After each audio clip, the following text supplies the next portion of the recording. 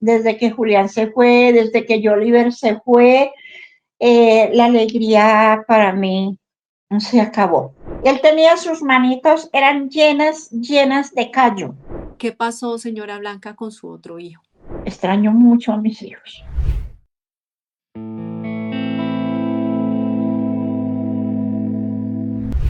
En el silencio a menudo se ocultan las soluciones. Hablemos para sanar y compartir nuestras luchas. Por eso este espacio se llama Lo que callamos y los invitamos a que se suscriban para que la campanita les avise de cada una de nuestras entrevistas. Hoy vamos a hablar con la señora Blanca Monroy.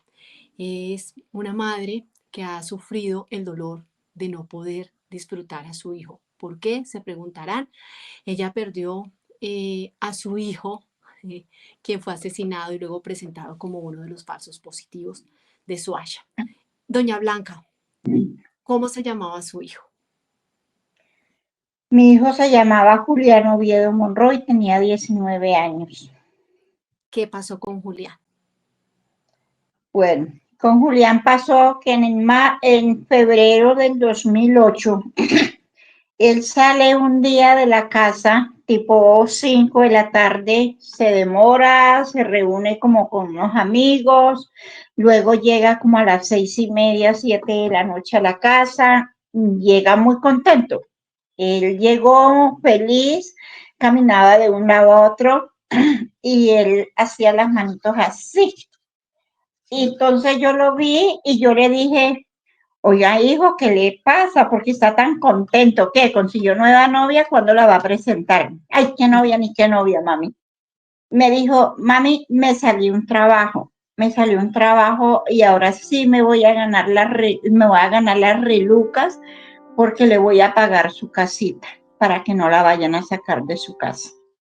Bueno, se quedó así, pasaron los días, pues yo no le volví a comentar nada, ni él me volvió a comentar absolutamente nada. Pasaron los días, llegó el 2 de marzo, él solía levantarse muy temprano, se subía a la terraza, le gustaba hacer pesas y eso, le gustaba salir, trotar.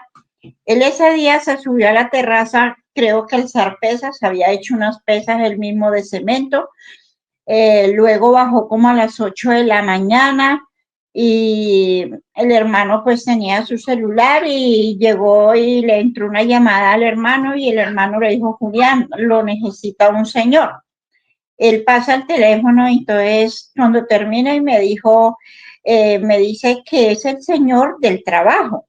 Bueno, pasó el día, estuvieron llamándolo cada 2, cada 3 horas lo llamaban y así. Él ese día pasó todo el día encerrado en la casa, en el cuarto de ellos.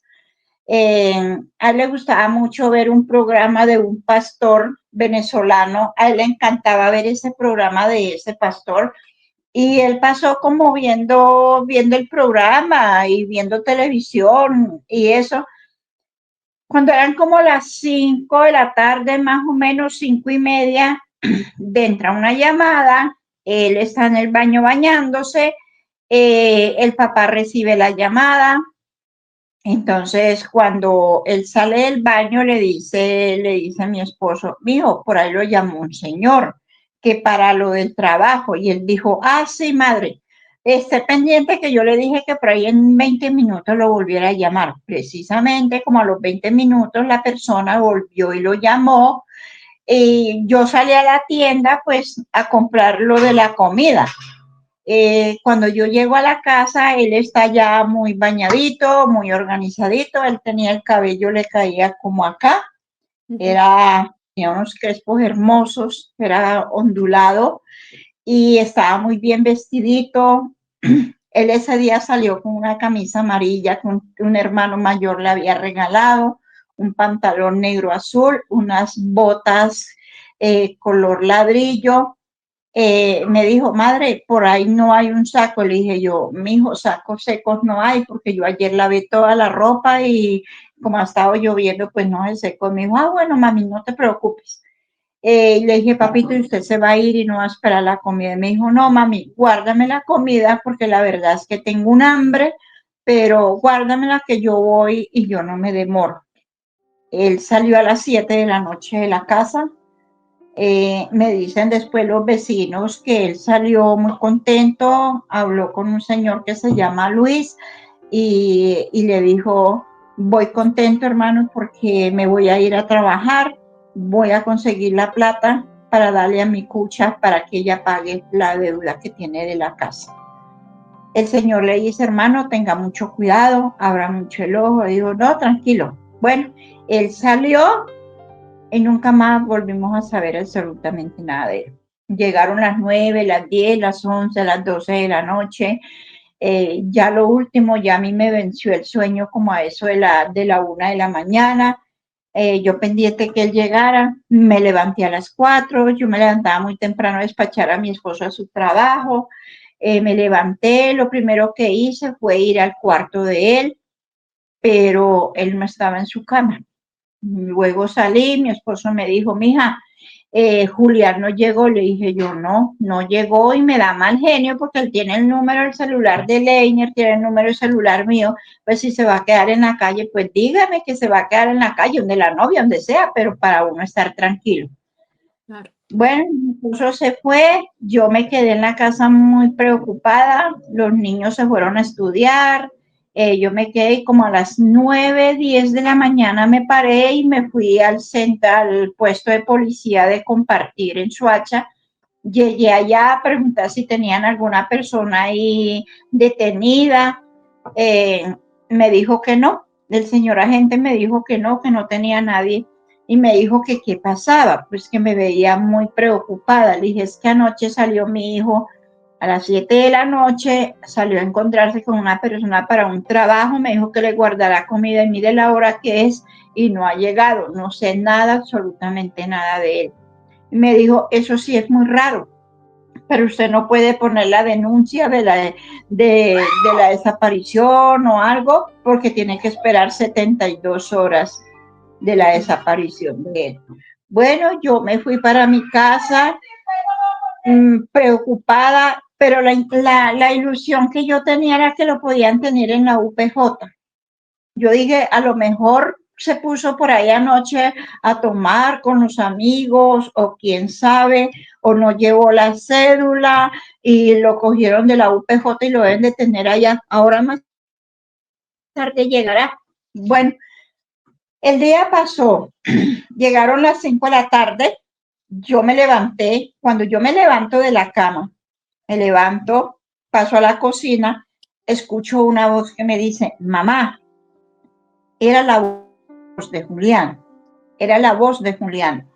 Yo me puse a mirar de dónde venía esa voz, de dónde, luego volvió y me dijo, mamá, pero yo no encontraba de dónde venía la voz, no captaba de qué lugar. Luego volvió y me dijo, mamá, ya yo capté de que la voz venía de la calle. Yo salí corriendo y me puse feliz y yo dije, llegó mi chino, llegó Julián. Abrí la puerta, miré y no había un alma en la calle, no había nadie.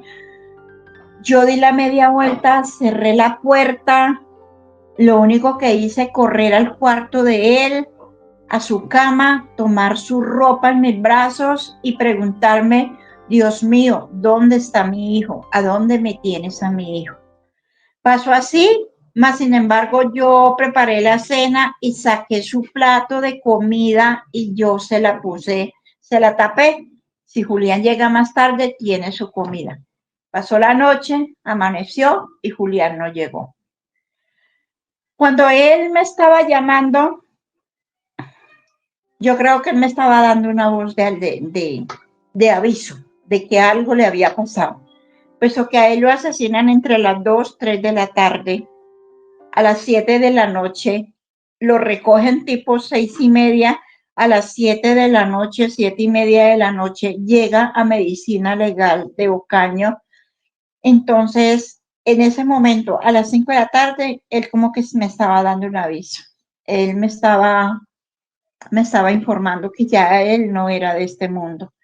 Al día siguiente con mi esposo me levanta muy temprano y me dice, mija, levántese, prepare desayuno, dele desayuno a los niños y vámonos a buscar a nuestro hijo. Y yo le dije, no vas a ir a trabajar. Le digo, no, voy a llamar al ingeniero y le voy a comentar qué pasó. Vámonos. Yo les preparé el desayuno, les di desayuno a todos. Yo no desayuné. Era mucha la angustia que yo tenía, era mucha la zozobra. Me tomé un pocillo tintero de chocolate y le dije yo a él, vamos, me dijo, sí desayuno, le digo, sí, yo desayuné. No, mentiras, yo no había desayunado. Nos fuimos, lo primero que hicimos fue ir al puesto de policía de Suacha, que quedaba en el parque principal. Preguntamos si lo podían tener allá, me dijeron que no, que ahí no tenían a nadie con las características de Julián. Luego nos fuimos a la URI, que quedaba ahí cerquita, preguntamos, había una niña como de 14 años y ella como que me vio muy angustiada y me dijo, váyase al puesto de policía que queda del puente peatonal hacia arriba, hay un puesto de policía. Mi hermano desapareció, duró 3 días desaparecido y nosotros lo encontramos allá. Salimos con mi esposo, llegamos allá al puesto de policía de allá, preguntamos que no lo tenían. Luego salimos, nos fuimos a medicina legal, donde llegamos, preguntamos y un señor me dice legal? que que había un muchacho en medicina legal en Soacha. Me dijo, acá hay un muchacho, su hijo, ¿cómo estaba vestido? Y yo le dije, él está vestido con un pantalón negro azul, una camisa amarilla. Me dijo, entonces no es su hijo. ¿Cuándo se fue su hijo? Dijo, él se fue el domingo en la noche. Entonces no es su hijo, porque el muchacho que está acá tiene bermudas rojas y está en muy mal estado. El muchacho lleva ya como 15, 20 días desaparecido y está acá. Y yo decía, yo lo quiero ver, yo lo quiero ver. Mi esposo me dijo, mija, si él está diciendo que no es Julián, es porque no es Julián. Pero la angustia mía era tan grande, tan grande. Luego pasamos a la fiscalía. No nos recibieron la denuncia porque no había completado las 72 horas. Nos mandaron a sacar una foto de él, luego que se lo lleváramos después, sacamos las fotos, nos fuimos ese día para la casa. Ese día mi esposo me dice, bueno, pasamos, llegamos a la casa, nos acostamos porque yo llegué con los pies súper hinchados, anduvimos todo al día siguiente, regresamos nuevamente a la fiscalía a llevar las fotos que habíamos hecho sacar de la foto que nos mandaron a escanear, entonces llevamos todas las otras fotos. Llegamos allá, una investigadora, ese día ya no nos recibieron la denuncia, ya Julián tenía los 3 días de desaparecido. La detective nos regañó, me dijo, ustedes dejaron a su hijo solo. Él tenía sus problemas y ustedes lo dejaron solo. Ustedes no estuvieron pendientes. A mí se me desgajaron las lágrimas y le dije yo, señorita, yo no tengo la culpa que mi hijo haya sido un muchacho tan reservado porque no le comentaba nada de sus cosas a nadie. Yo no tengo la culpa y yo me puse a llorar. Ya nos recibieron, creo que fue la única mamá que le recibieron la denuncia a los 3 días de la desaparición de su hijo. Ya nos recibieron la denuncia, nos fuimos para la casa, mi esposo, no, ese día nos dicen de que teníamos que ir el día siguiente, o sea, el día antes, tenía 2 días, que teníamos que ir a medicina legal de Bogotá. Nosotros nos vamos a medicina legal de Bogotá, mi esposo entra y le dicen que no, que Julián no está. Por un lado, entramos en tranquilidad. Dije yo, bueno, pues donde está debe estar bien, pero no, mentira. Ya al día siguiente hicimos la denuncia, ya donde nos recibieron la denuncia, la denuncia de la desaparición. Llegamos a la casa y mi esposo se recuesta, yo creo que también estaba exhausto, ya llevábamos 2 días caminando porque no teníamos para los pasajes, nos tocó caminar mucho, mucho. Yo llegué a la casa con los pies súper hinchados. Él se acostó, se descansó como 20 minutos, yo vi que él se paró y se puso los zapatos. Yo le dije, mijo, ¿para dónde vas? Me dijo, mija, voy para la orilla del río. Voy a buscar a mi hijo porque de pronto a mi hijo me lo mataron y lo pusieron, lo echaron al río. Yo le dije, yo puedo ir con usted. Me dijo, pues si quiere ir, vamos. Nosotros nos fuimos y llegamos al río y cogimos río arriba, caminando. Él veía hierbas rotas y él se arrimaba y llegaba y se arrimaba con un palo, tocaba muy fuerte porque de pronto podía estar hundido en la orilla del río. Sí. No había nada, luego seguíamos. En ese momento él y yo éramos un par de personas desconocidas. Él no decía nada, yo no decía nada. Donde él veía que había un paso difícil, me daba la mano, me ayudaba a pasar y así duramos, caminamos como unas 3, 4 horas. Caminamos por toda la orilla del río. Ya llegó la noche, ya iban siendo las 7 de la noche. Yo me quedé mirando hacia los pinos por debajo y de un momento a otro, yo no sé si fue sugestión mía, yo no sé, yo vi una sombra blanca que corría debajo de los árboles, me dio mucho miedo y yo le dije a Idelber, me dijo, vámonos, vámonos porque los que van a terminar en ese río vamos a ser nosotros. En la finca habían unos perros vigilantes con unos perros grandes, de esos bravos. Entonces me dijo, sí, mi hija, vamos. De un momento empezó a llover, cayó un aguacero, nosotros nos fuimos, el pasto nos daba acá arriba, ya llegamos a la casa, llegamos emparamados. Él le dijo a la niña que tenía 15 años, vaya hija, cómpreme una vela y recémosle un Padre Nuestro a Julián, porque Julián no es de este mundo. Yo entré, yo entré en show, yo le dije que nadie le iba a rezar Padre Nuestro a nadie, porque Julián no estaba muerto, Julián estaba vivo. Y empecé a pelear y yo le dije a Dios, yo no creo que Dios me haya quitado a mi hijo, si Dios sabía que yo amaba a mi hijo, yo no creo. Yo entré en una crisis, con una vecina mía llegó a la casa, seguro al oír los gritos, ella llegó, me dio un vaso de agua, me sentó, me tranquilicé, ya lo último, ya yo dije, ya no puedo hacer nada más, tengo que tranquilizarme. ¿Dónde está Julián? ¿Está vivo? ¿Está bien? ¿Ya almorzó? ¿Ya comería algo? ¿Tendrá hambre? ¿Tendrá frío? O sea, era una cantidad de preguntas que yo me hacía y yo no encontraba respuesta porque nadie me podía dar una respuesta. Mi hermana lo único que dijo, me dijo, Nubia, tú pareces que se hubiera muerto un particular. Pareces que mi mamá, mejor dicho, y yo le dije, mira, Hilda, yo estaba de mal genio, estaba triste, estaba preocupada, y yo le dije, mira, Hilda, ustedes tienen un dolor, ya mi mamá murió, Dios se la llevó, ella está descansando porque ya mi mamá había cumplido su meta en la tierra, mi mamá estaba muy enferma, pero yo tengo 2 dolores. Yo no sé dónde está mi hijo, yo no sé si es vivo o es muerto, yo no sé nada de mi hijo, y yo me puse a llorar, me fui, me senté encima de una bóveda y luego salí de ahí y me quedé con la zozobra, me quedé en los velorios, pero ¿dónde está mi hijo? ¿Cómo está? Claro.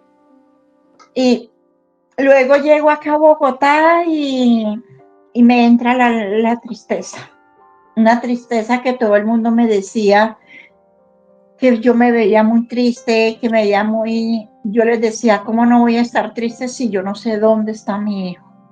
Para no alargar más, pasaron los meses, a los 6 meses supe que mi hijo estaba muerto y enterrado en una fosa común en Ocaña Norte de Santander. ¿Quién lo había asesinado? No tenía la menor idea. ¿Por qué había terminado allá? No tenía la menor idea. No sabía nada. Yo lo único que me preguntaba por qué Julián fue a terminar a un lugar tan lejos y quién lo asesinó. Ya cuando empiezan los rumores en el barrio que los jóvenes, porque en ese momento yo no tenía idea de que había más jóvenes desaparecidos en Soacha. Era mi dolor, era mi tristeza. No conocía a las demás mamás porque no nos conocíamos. En el barrio yo, cuando ya nos reunimos a todas, yo veía a la señora Dilma, la mamá de Julio César, yo la vi allá, le digo, pero esta señora yo la veía en el barrio porque nos encontramos, ella pasaba, yo pasaba, pero nunca nos dirigimos la palabra. Y empecé a ver señoras que yo veía en el barrio, que yo nunca las había visto. Pero ¿dónde, Eh, doña Blanca? ¿Dónde las veía? en el barrio. Pero O cuando usted sea, las empieza a identificar y sabe que son las mamás de los jóvenes que habían asesinado, ¿dónde estaban ustedes? ¿Dónde se encontraron y se reconocieron? nos encontramos en la primera vez, a las primeras que yo conocí fue a la señora Carmenza y a la Paisa, el 25 de septiembre del 2008, en la fiscalía. Ellas estaban dando indagación también de lo de sus hijos y yo también estaba allá. Nos encontramos así, me dijo usted qué está haciendo acá, ¿no? Que yo vengo, que la fiscalía me trajo porque yo tengo un hijo desaparecido. La otra me decía lo mismo, bueno, ya ellas se fueron, yo me quedé ahí. Luego, cuando el señor personero nos cita a todas y nos encontramos todas en la personería, empezamos a vernos todas. Que ese día fue el día que yo dije, pero yo veía a esta señora en mi barrio, Claro, nos se reconocieron. encontramos. Sí, yo veía a esta otra señora, pero era que ninguna de nosotros nos habíamos visto nunca en la vida, nunca, Doña Blanca, señora. ¿cómo se entera? ¿Quién les da la noticia de que Julián estaba en Ocaña y estaba en una fosa común? ¿Cómo supieron ellos además que era Julián? Bueno, ahí está, ahí está. Cuando empiezan los comentarios, cada una fuimos llegando a medicina legal. Yo llegué a medicina legal un domingo a las 7 de la mañana. Llegué con mi niña de 15 años, ¿Acá en Bogotá? donde, sí, a medicina legal de acá de Bogotá. Ujú. Yo llego allá, ya nosotros habíamos puesto la denuncia de que Julián estaba desaparecido. Él quedó allá en medicina legal. Cuando yo llego allá y yo digo de que yo iba de Suacha porque tenía un hijo hacía 6 meses desaparecido y que no sabía dónde estaba. La señora que trabajaba allá le dijo a la señora que esto, digo, dígale que espere 5 minutos, que ya salen estas personas y me la entra ella de una vez.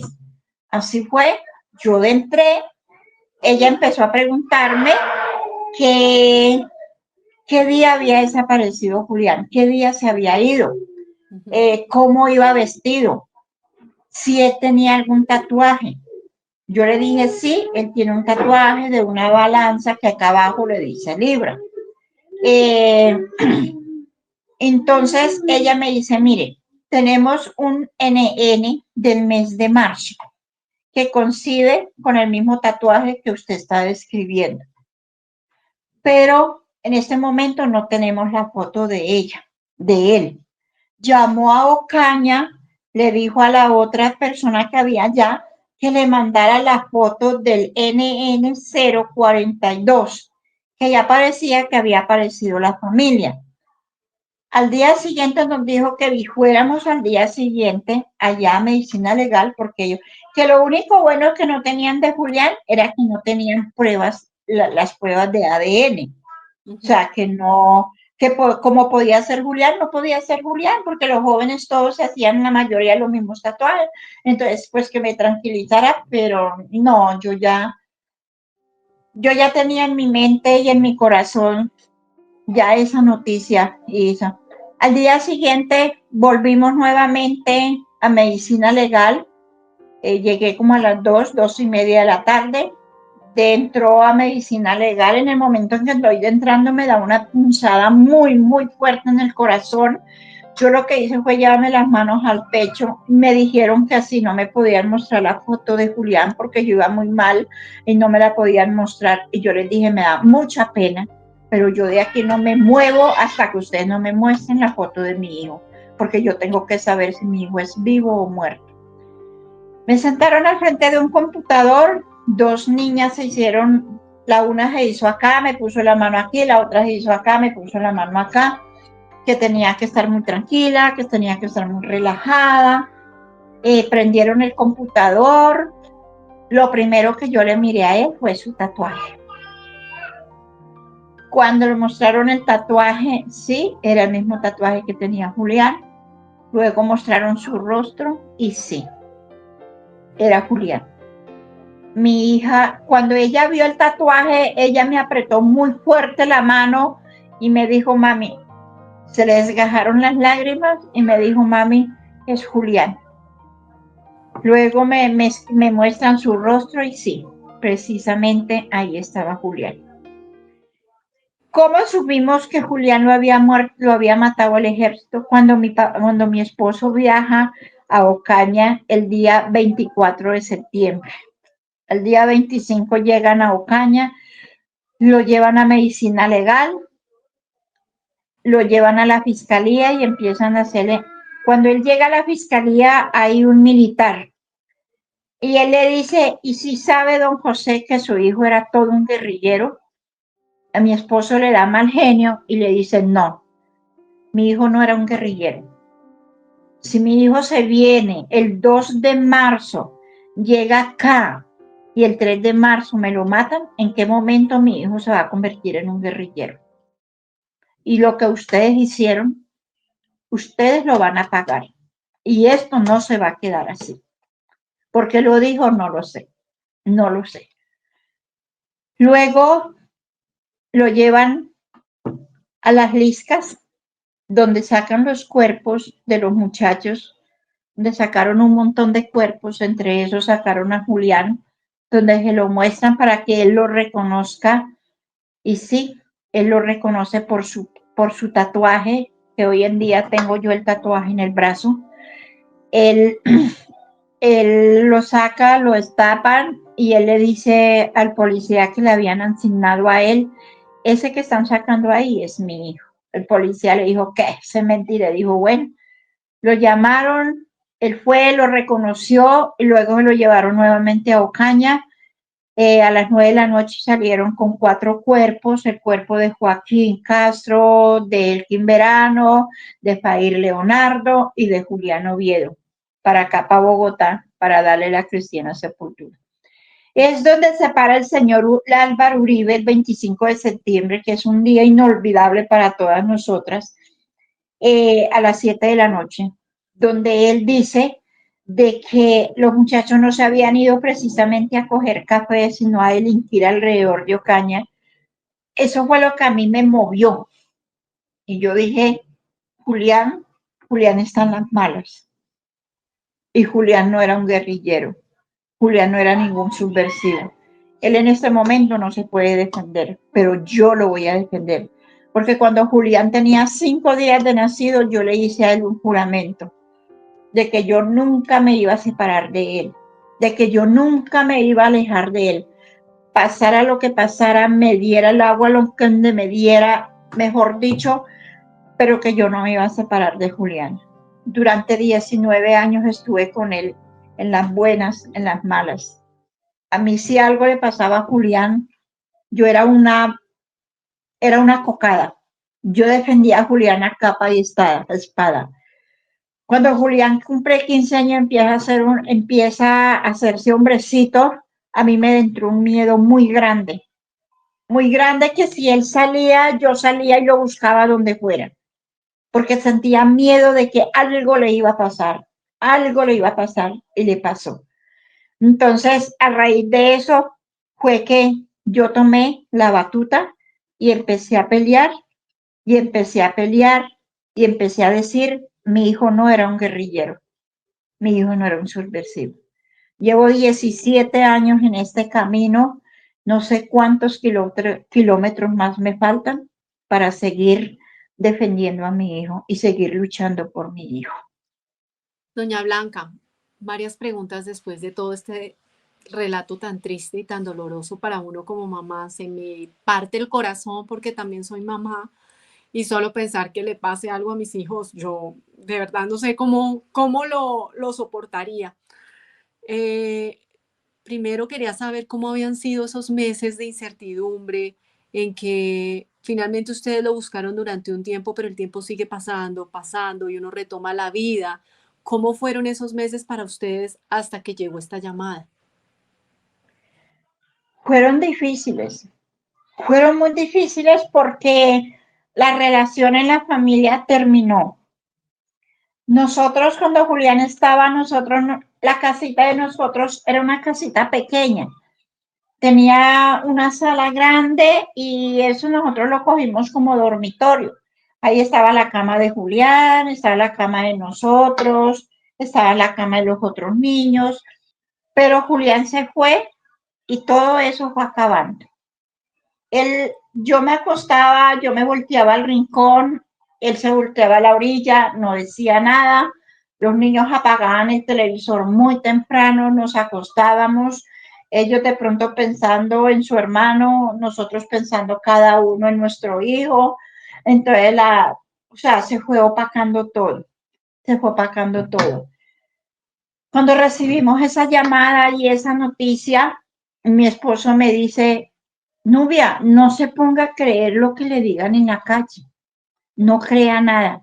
Si la fiscalía a nosotros no nos llama y nos dice que Julián está muerto o algo, no tenemos que creer, no tenemos que creerle, porque la fiscalía es la que nos tiene que avisar a nosotros.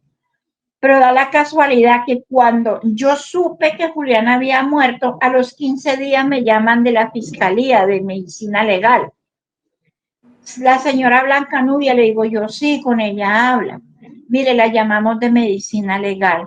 Le dije yo, sí, yo ya sé lo que usted me va a decir. ¿Qué le voy a decir yo? Que mi hijo está muerto. La persona que estaba detrás del teléfono me dijo, sí, señora, eso le voy a decir. Pero yo hace 15 días ya yo sé que mi hijo es muerto. Me dio mal genio y colgué. Yo le colgué.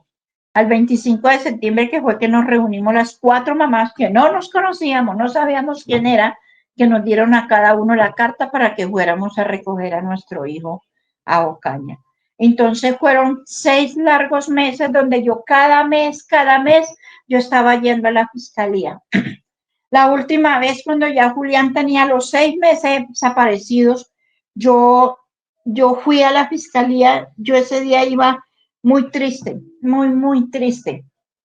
Y yo le pregunto, me atiende una muchacha ahí y a mí se me desgajan las lágrimas y yo le pregunto por Julián y ella me dijo, ay, doña Blanquita, mire, así como usted viene ahí ahora, así han venido muchas mamás acá, lloran ¿y dónde están sus hijos?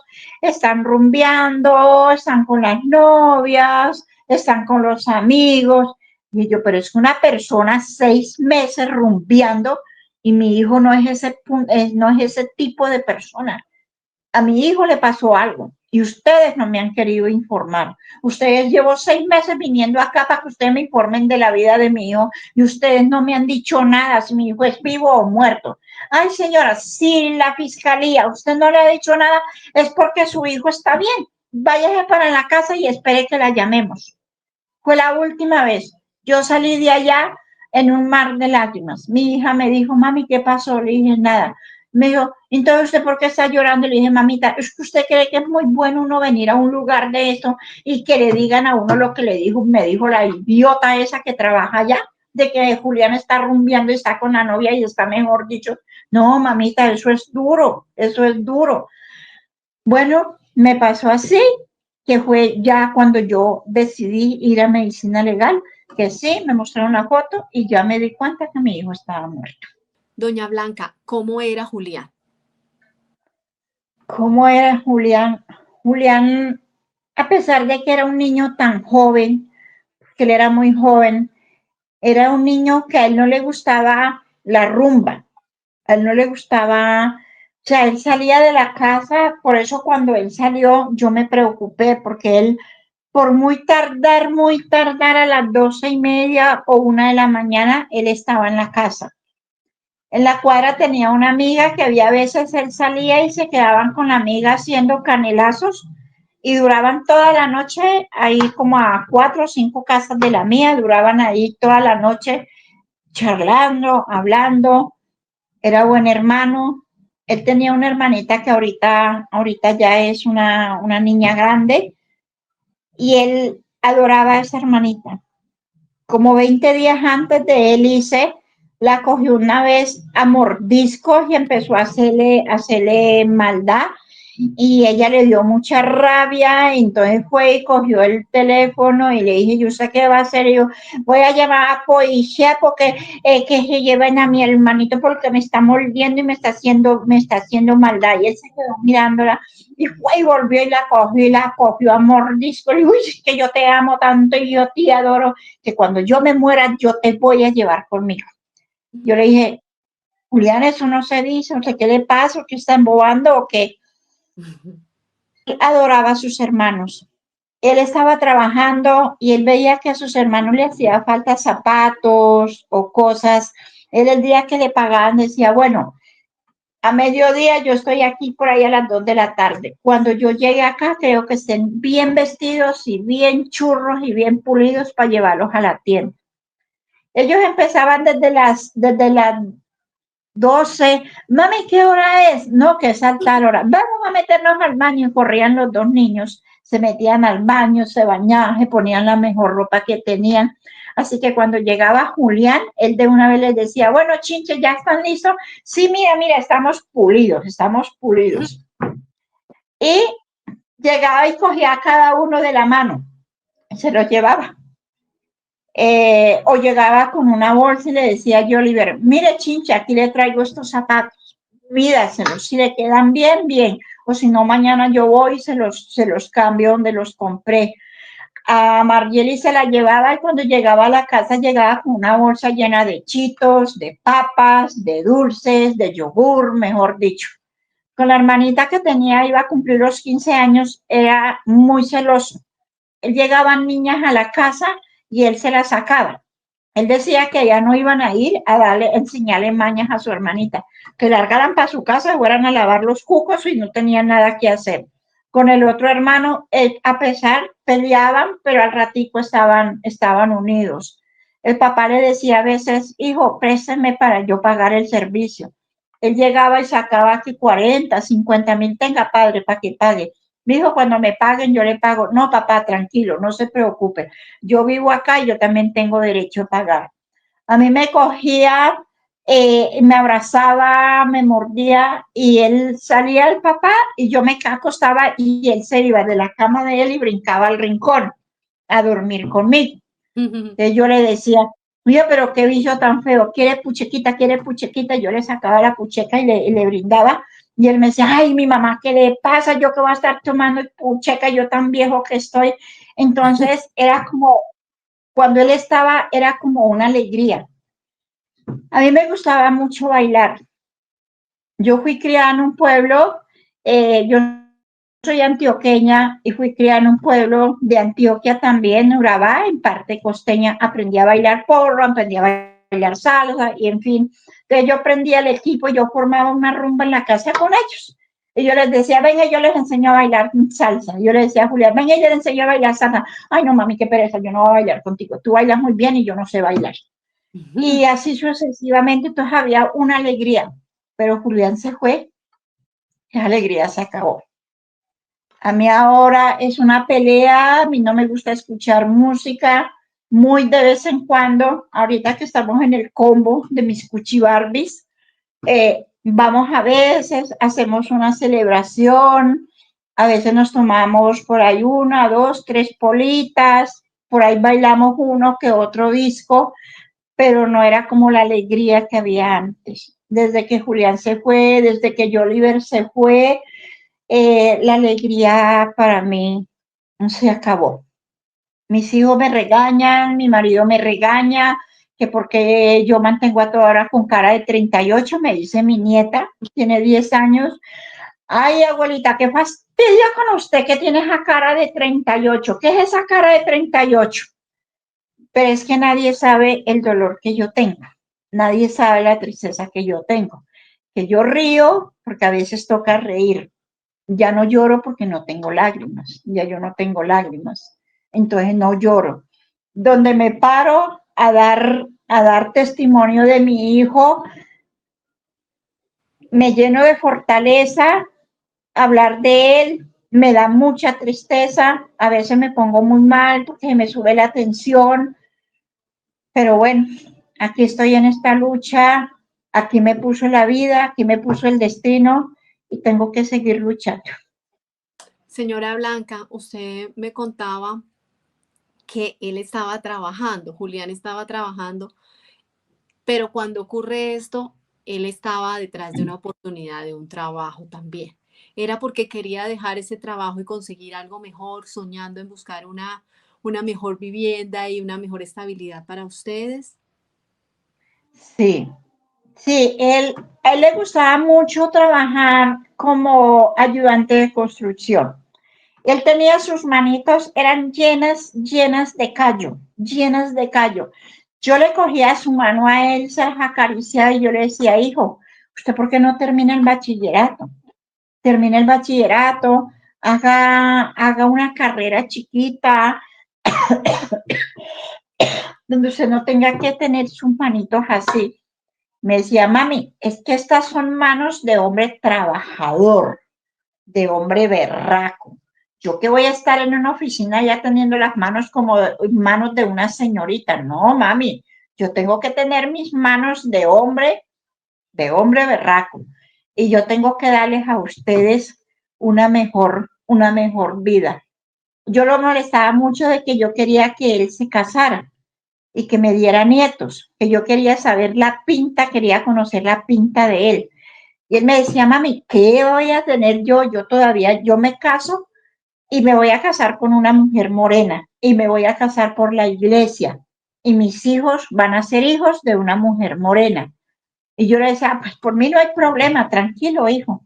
Bueno, eh, entonces el sueño que él tenía, y él decía que él se casaba cuando tuviera por ahí 30 años, que ya él tuviera algo y él soñaba, tenía dos sueños, ir a prestar el servicio militar y ir a hacer un curso en el SENA de construcción para él mismo hacer su casa a gusto de él y cuando él tuviera a su hijo, él tener que brindarle a su hijo, él tener una estabilidad para brindarle a su hijo.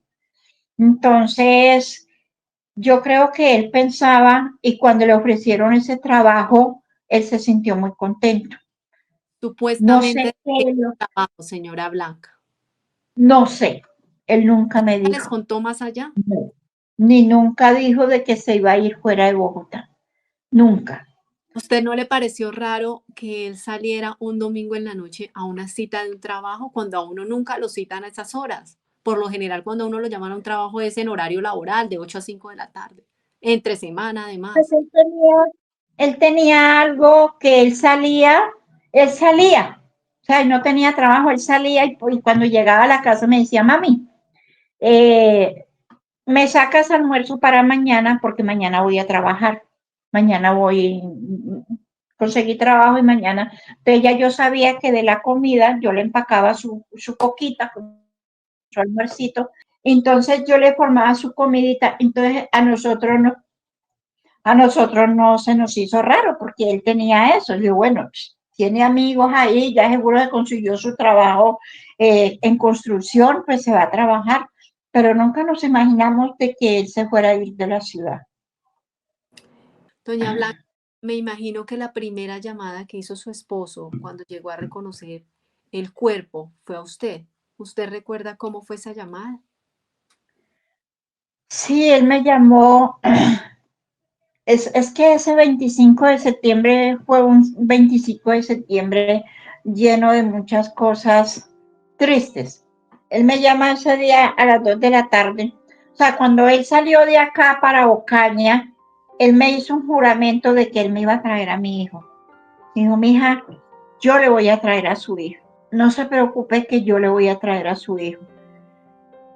Cuando él me llama, la señora Flor le presta el teléfono porque él no tenía celular. Entonces él me llama y me dice, mija, ya sacaron a Julián. Y yo le pregunté y le dije yo, pero si es Julián, mijo. Me dijo, sí, mija, es Julián. Es él. No se preocupe que yo le voy a llevar a su hijo. Esa noche a él lo meten en un ataúd. Cuando llega aquí a Bogotá, o sea, él es muy desconfiado. Cuando él llega aquí a Bogotá a la sala de velación, que era en el Restrepo, en Olivos, él sale y él va y vuelve y ve y se da cuenta que Julián no está metido en el mismo ataúd donde salió de Ocaña. Y él llama a las personas y le dice, ¿qué pasa acá? Mi hijo venía metido en un ataúd y ahora mi hijo está metido en otro. Yo necesito que me muestren si realmente es mi hijo, porque yo no voy a enterrar a una persona que no sea mi hijo y otra persona vaya a enterrar a mi hijo. Entonces Claro. los señores le dijeron que no, que sí, abrieron el ataúd y a él no lo podían ver. Pero entonces él tenía su etiqueta en el pie donde decía NN042. Él vio el número y dijo, ah, bueno. Entonces fue cuando ya. Yo sabía que Julián estaba en ese cajón porque les pusieron una foto encima, porque él estaba en alto grado de descomposición, entonces los entregaron envueltos como si fueran unas momias. Entonces, pero él estaba seguro de que era Julián. Al año, al año de enterrado, a él le hicieron otra segunda exhumación. Ahí le hicieron otra segunda exhumación, donde estuvimos él, estuve yo, estuvo Ana María, una psicóloga y estuvo un abogado acompañándonos, donde le hicieron la segunda exhumación. Pero era Julián porque él todavía tenía su tatuaje en su brazo y, y fue algo, ahí yo me di cuenta de que lo que yo no quería saber lo había sabido y que yo no quería ir a enterrar a mi hijo, me tocó ir a enterrarlo. El día que lo fueron a enterrar, recuerdo que fue algo muy, yo me aferré a las cosas que tiene el ataúd, yo me aferré a él y yo les decía a los que entierran, yo les decía, no me lo metan ahí, no lo metan ahí, de un momento a otro no volví a saber nada de mí. Cuando yo volví en sí, ya él estaban echándole las paladas de arena. Ese día yo dejé la mitad de mi vida en el cementerio. Esa vida, ese día yo lo dejé todo en el cementerio. Después de que lo enterré, yo iba todos los días al cementerio a visitarlo. Yo me iba de la casa a las 2, 3 de la tarde, yo llegaba a la casa a las 6, 7 de la noche. Yo quería que ese día me hubieran enterrado con mi hijo. Yo llegaba al cementerio, yo me acostaba encima de la tumba, me acostaba boca abajo y yo sentía el olor de su cuerpo cuando salía de la tierra. Yo sentía ese olor y yo lo absorbía. Porque estoy viva, no sé Dios qué propósito me tiene, con qué propósito me tiene acá, pero de verdad que ese día yo enterré todo en el cementerio. Luego, en el 2020, me quitan a mi otro hijo. También fue un golpe duro, muy duro. Hoy en día no lloro un hijo, no que lloro dos hijos. Ya no voy al cementerio porque me duele tanto yo venirme del cementerio y dejar mis hijos en el cementerio. Entonces yo no voy. No voy para no venirme con ese dolor. Uy, señora Blanca, usted es muy guapa, porque uno como papá siempre espera que ellos sean los que lo entierren a uno, que el tiempo pase y el ciclo de la vida, cuando sea el final de la vida de uno, y haya disfrutado suficiente de ellos también, como para no quedarse con esa nostalgia, y sean ellos los que lo entierren a uno. ¿Qué pasó, señora Blanca, con su otro hijo? A mi otro hijo me lo mató la delincuencia común. Desafortunadamente, él salió a un parque a llevar a su hijo a montar cicla y a su esposa a comerse en un helado Llegaron allí unos personajes venezolanos con colombianos. Creo que tuvieron una discusión, el tipo se fue, el tipo estaba solo, se fue. Cuando llegó, mi hijo estaba saliendo del parque con su hijito y con su señora. Lo cogieron del cuello aquí atrás, lo arrastraron como a 1 metro donde estaba el niño y la mamá y lo mataron delante del niño y delante de la esposa. Le pegaron un impacto en el pecho. Él, cuando la gente escuchó el disparo, todo el mundo cerró puertas y todo. La esposa no hacía sino gritar y pedir auxilio, pero nadie, solo había un señor en un cuarto piso y él le decía que no se preocupara, que él ya había llamado a la policía. Cuando la policía llegó, él le tenía la mano muy, muy fuerte, a Talía agarrado, la mano muy fuerte, creo que ya había muerto. Y la esposa le preguntaba que si lo habían herido, él decía que sí. Ella le miró el pecho, creo que tenía un orificio en el pecho muy pequeñito. Ella le dijo, mi amor, ese debe ser una bala de salva de esos que usan los maleantes en Ciudad Bolívar. Él dijo, no, mi amor, es una bala que cuando llega adentro va explotando y va destruyendo todo. No me quiero morir, yo no me quiero morir. Deme en agua, deme en agua. Es lo que me cuenta la esposa, es lo que ella me contaba y es lo que a mí me retumba cada que pienso en él. Cuando llega el policía le arrebatan la mano muy fuerte de la mano de Talía. Él le dijo a Talía que ya él estaba muerto, ya había muerto, porque la bala, como le digo, la bala le destruyó todo por dentro. Salieron con él al hospital, llegaron al hospital de Bosa, yo llegué al hospital de Bosa, muy angustiada, muy esto. Yo le dije a la doctora que yo quería ver a mi hijo, que me mostraran que cómo estaba, que cómo estaba. Ella se quedó mirándome y me hizo señas. Él está arriba.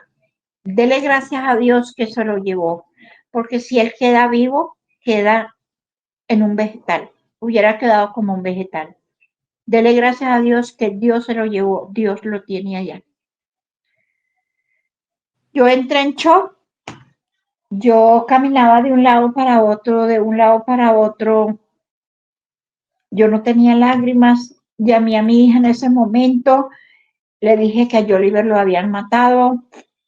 Llegó la fiscalía, los detectives me subieron al carro y me llevaron al lugar donde lo habían matado.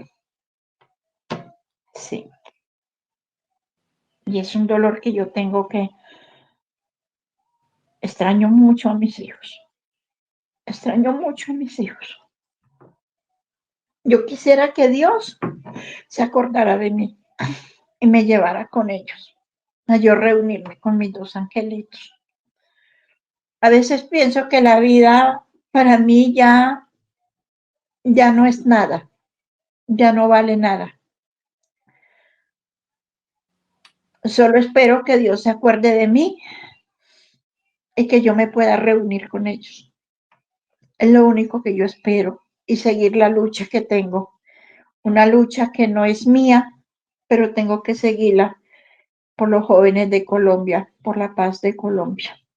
Ya lo que yo peleaba y que yo soñaba, que Álvaro Uribe se parara en los medios de comunicación y nos dijera, mamás, perdón, sus hijos no eran guerrilleros, sus hijos no eran subversivos. Eso yo lo soñaba y yo lo esperaba. No lo hizo Álvaro Uribe, lo hicieron los comparecientes. El año pasado, el 10 de julio, yo me reuní con los comparecientes, los que realmente dispararon contra mi hijo, donde ellos me pedían perdón por haberle quitado la vida a mi hijo, donde ellos me decían que cuando ellos me veían a mí en la justicia ordinaria, que fueron 9 años de audiencia, que cuando ellos me veían allá, ellos ahí se habían dado cuenta que el amor que yo le tenía a Julián era un amor muy grande, puesto que nunca, nunca falté a ninguna audiencia. siempre estuve ahí. Las suspendieran, no las suspendieran, pero yo estaba ahí en primera fila. Luego suspenden la audiencia y se repite para el 30 de julio, donde vuelvo y me reúno con ellos, donde 3 de ellos, yo pregunto si ahí están los que le habían disparado a Julián, me dicen que sí. Cuando se sientan 3 muchachos a la silla donde los estaban interrogando, donde cada uno me decía, doña Blanquita, perdóneme porque yo me ofrecí voluntariamente a matar a su hijo. Donde Mosquera me decía, doña Blanquita, perdóneme, porque desde que nosotros matamos a Julián, llevamos un cargo de conciencia muy grande de ver de que usted realmente amaba a su hijo. Ese día, no sé qué pasó, donde yo me paré y le di a cada uno un abrazo, donde yo les dije, yo los perdono. Yo los perdono. Ustedes me quitaron la luz de mis ojos, pero ahora entiendo que de pronto ustedes lo hicieron obligadamente. Porque si no era mi hijo, eran ustedes. Y lógico que yo tenía que salvar mi vida. Yo no iba a preferir a otra persona. Ustedes tenían que salvar su vida. Tenían que hacer lo que tenían que hacer. Mi esposo me decía, mija, cuando uno está prestando el servicio militar, uno tiene que cumplir una orden. Ellos le dieron esa orden, ellos tenían que cumplir.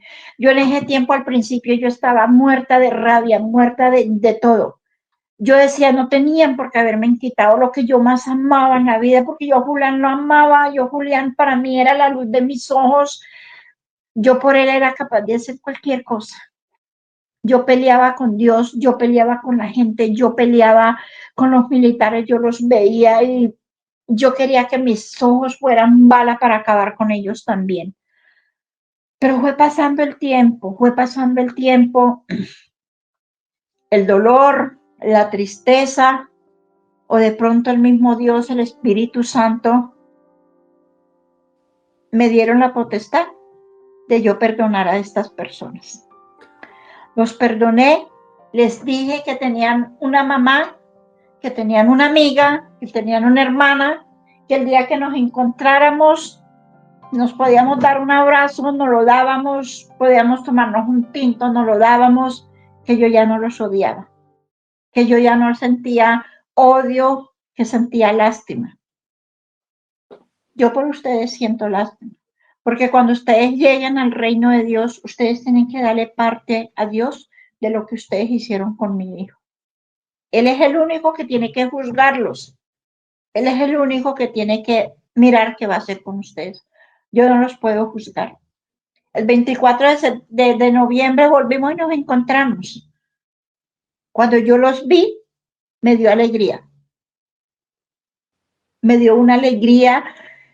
Yo llegué al cementerio y a cada uno le di un abrazo. A cada uno de ellos yo les di un abrazo.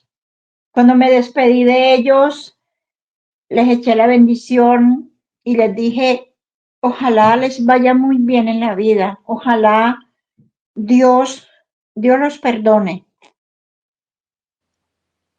Ese día salí de la audiencia descansada. Yo salí, me quité no sé cuánto peso que llevaba en mi espalda. Salí tranquila, salí feliz, me siento tranquila. El día que me vuelva a encontrar con ellos, qué rico volverlos a ver. Qué rico volverlos a ver. Señora Blanca, ¿el perdón alivió todo eso que usted había callado durante tantos años?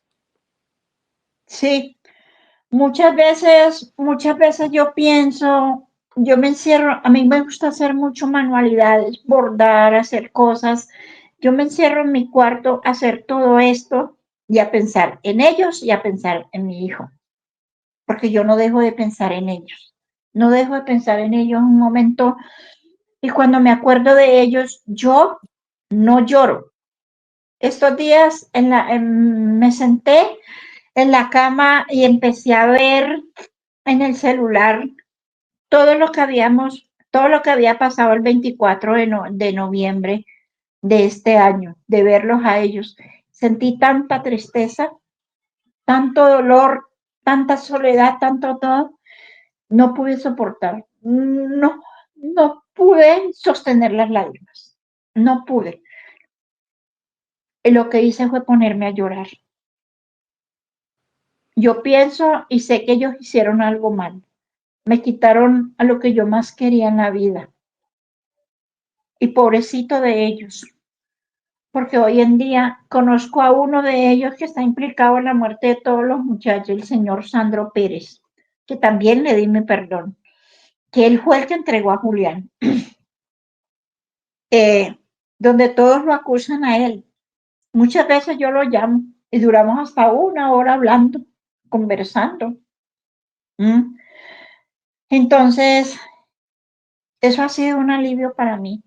No siento rabia, no siento odio, siento tranquilidad, siento sosiego, me siento tranquila, me siento tranquila.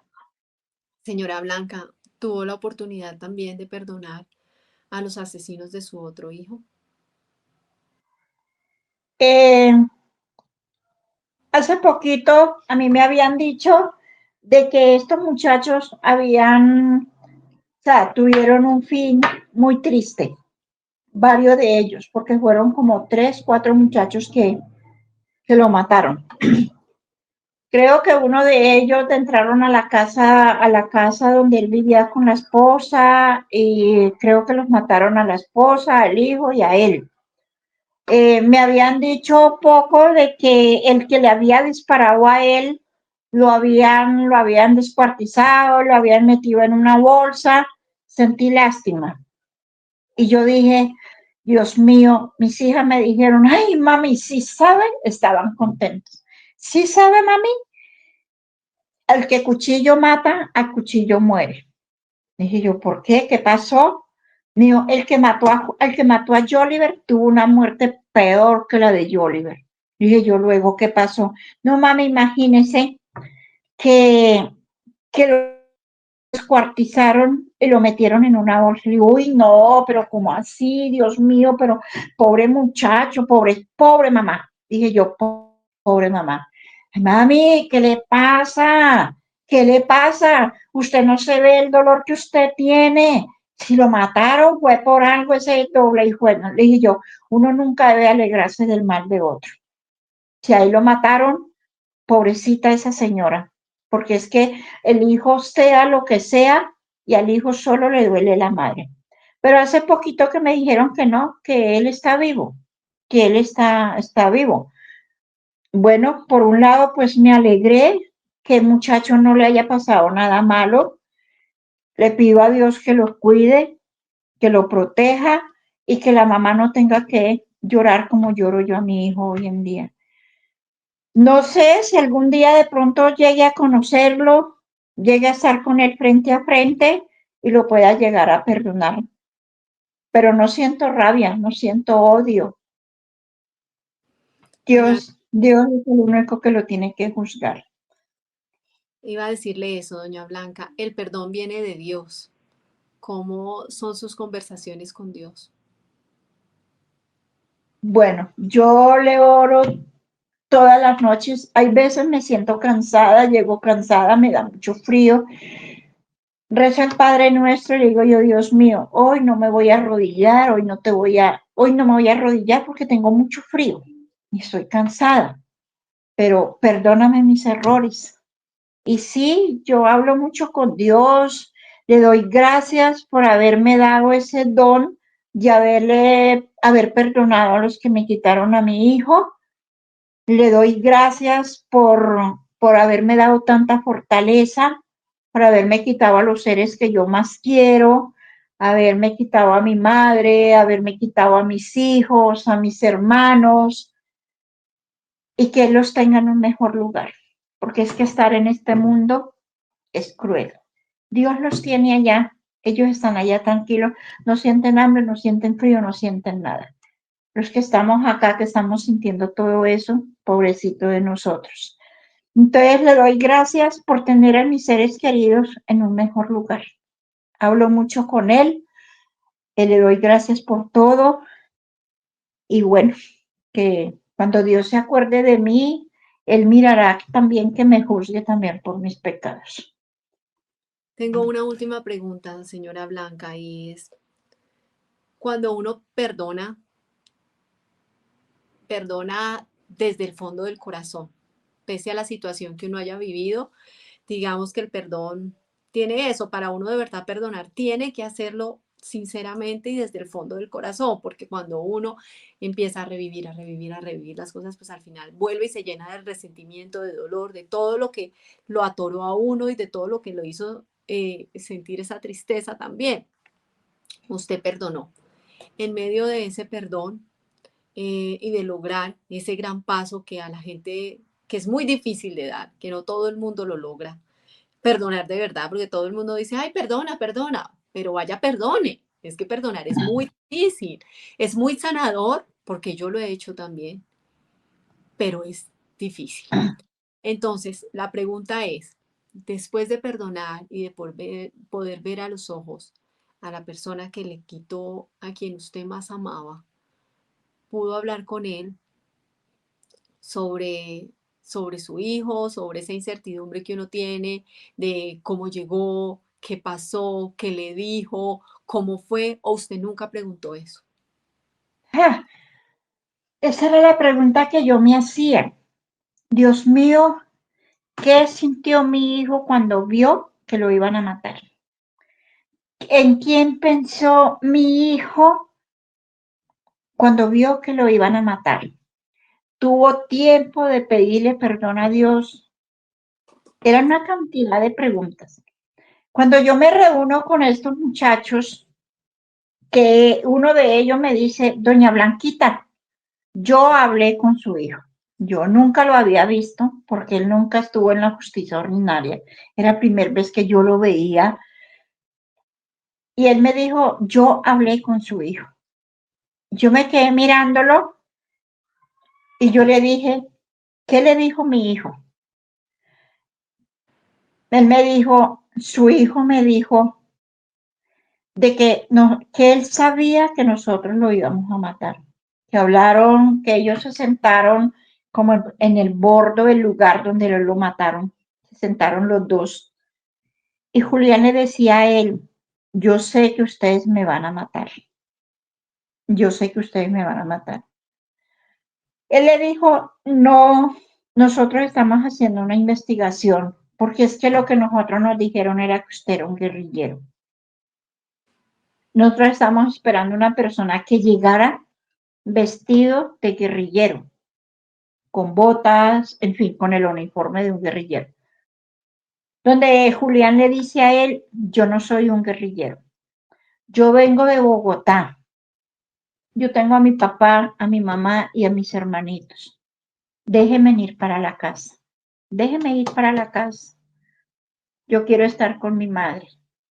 Donde sale otro muchacho y me dice, él a mí me pidió un teléfono prestado, que le diera un minuto para él llamar a su madre.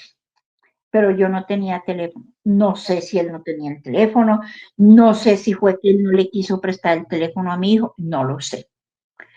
Luego, Mosquera, yo le decía a Mosquera, yo lo tenía atravesado porque supuestamente él era el que mandaba la cuadrilla de los militares y él era el que iba a decir, disparen. Él me dice a mí, cuando yo llego y veo a Julián, porque lo que nosotros sabíamos era que Julián era un guerrillero, era un subversivo.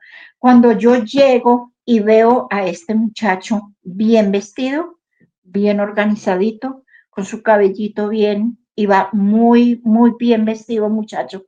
Yo de inmediato me di cuenta que Julián no era un guerrillero. Y yo le dije, pero más sin embargo, ustedes lo mataron. Mas, sin embargo, ustedes me lo quitaron. Sí, doña Blanquita, y le pido perdón por eso. Le pido perdón porque sé que le quitamos la luz de sus ojos. Entonces, yo digo que de pronto mi hijo murió con dignidad. Con dignidad porque a pesar de que él sabía que lo iban a matar, él se quedó parado. Él no hizo por correr. Él no hizo de pronto por insultar a estas personas. Cuando el tipo da la vuelta, que él le dice al que le dice Julián, yo sé que ustedes me van a matar. Él me decía que él había dado la vuelta. Él había dicho, no lo vamos a matar. Estamos investigando. Porque lo que sabemos es que usted es un guerrillero. Él le dice, yo no soy guerrillero. Total, que él da la vuelta y sale. Cuando él da la espalda y sale caminando, escucha los disparos. Él se voltea y voltea a ver y está Julián tendido en el suelo, sin vida. Donde yo ese día, yo empecé un alegato con ellos, porque a mí me habían dado una versión, una de las abogadas me habían dicho de que Julián había sido torturado.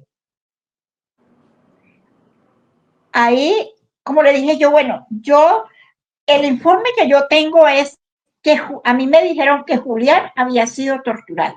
Cuando Julián le hace la segunda exhumación, le ven el brazo y Julián le quebraron el brazo. Creo que este hueso es uno de los huesos más fuertes que tiene el ser humano.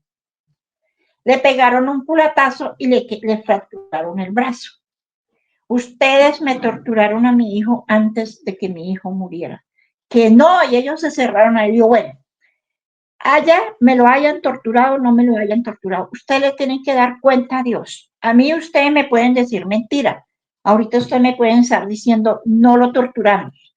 Solamente Dios, Julián y ustedes saben qué pasó ese día. No solamente eso. Dios sabrá qué va a hacer con ustedes. Yo no los voy a seguir acusando, yo no voy a seguir con mi corazón lleno de rabia, de odio, soy hipertensa, soy diabética y yo no voy a seguir con esa rabia. Yo no voy a seguir torturándome. Ustedes me torturaron a mi hijo, ustedes hicieron conmigo lo que les dio la gana. Todos se cerraron que no, que no, que no, que lo habían recibido, que lo habían llevado al lugar donde lo mataron tranquilo, que lo llevaron bien, que no sé qué. Bueno, yo no los voy a, ni voy a seguir. Yo cuando me lo encuentre a usted es un tal por cual, usted me mató a mi hijo, usted es una llena de rabia. No, no, ya no voy a seguir más con eso. Ya le voy a dar el perdón cuando nos encontremos, nos damos un abrazo y ya ese día me quité un peso de encima, estoy tranquila, le pido a Dios que los proteja donde estén, que los cuide, que los guíe, porque ya no puedo seguir con más rabia, no puedo seguir. Señora Blanca, quiero darle las gracias por este testimonio, por compartir con nosotros este testimonio de dolor, pero también de perdón. Eh, Sé que muchas personas que la están viendo eh, entenderán que el camino es ese, que el camino para estar bien, el camino para poder seguir adelante, el camino para poder tener un corazón libre y tranquilo y para poder vivir los días que está uno en la tierra, es ese, es el perdón. Creo que el perdón se alcanza cuando uno está lleno de Dios y creo que definitivamente es allí donde tenemos que llegar como sociedad. Muchas gracias por dejar de callarlo y por compartirlo con nosotros acá. Muchas gracias a ustedes por esta invitación y por permitir que me desahogue porque esto me sirve, porque a pesar de todo, de que mucha gente me dice y me duele porque mucha gente afuera nos dicen o me dicen, usted es una mujer muy fuerte.